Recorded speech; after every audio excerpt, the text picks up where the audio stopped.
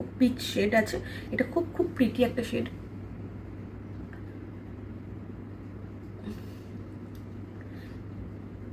এই শেডটা তখনই ভালো লাগবে যখন আমাদের মতন চাপা গায়ের রঙের, তখনই ভালো লাগবে যখন এটা তোমার একটা কিছু লাইন লাইন করে নিতে হবে ডিপ কালার দিয়ে।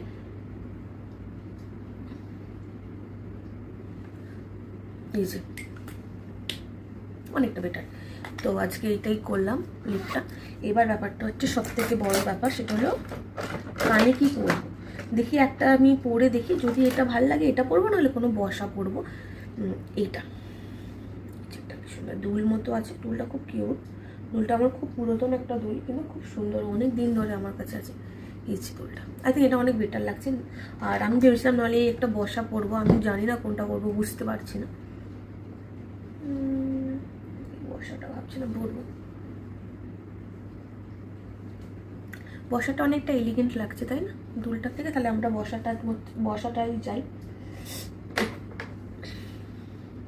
তাহলে এই বসাটাই পরলাম আলটিমেটলি। ওকে, এবার চুল। এটা হলো সব থেকে কমপ্লিকেটেড একটা পার্ট, চুল ঠিক করা। চুল কি করার কমপ্লিকেটেড খুবই, কিন্তু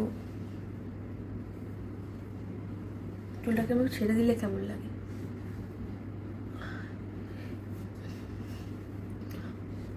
আই থিঙ্ক খুব খারাপ লাগছে না ছেড়ে দিলে, কিন্তু বাইরে যে পরিমাণে গরম, চুলটাকে ছেড়ে থাকা পসিবল কি জানি।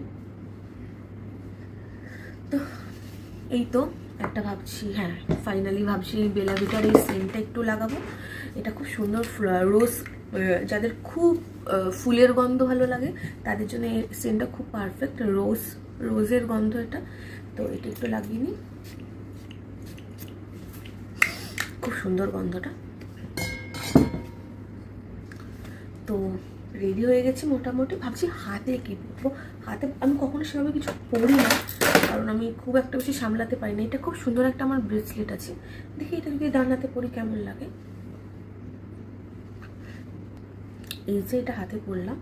আর ভাবছি একটা ঘড়ি পরবো। এটা আমার খুব পছন্দের একটা সোনাটার ওয়াচ, যেটা আমি আমার বার্থডেতে না একটা কবে কিনলাম, বার্থডে অ্যানিভার্সারিতে কিছুতে একটাতে কিনেছি, আমার ঠিক মনে নেই।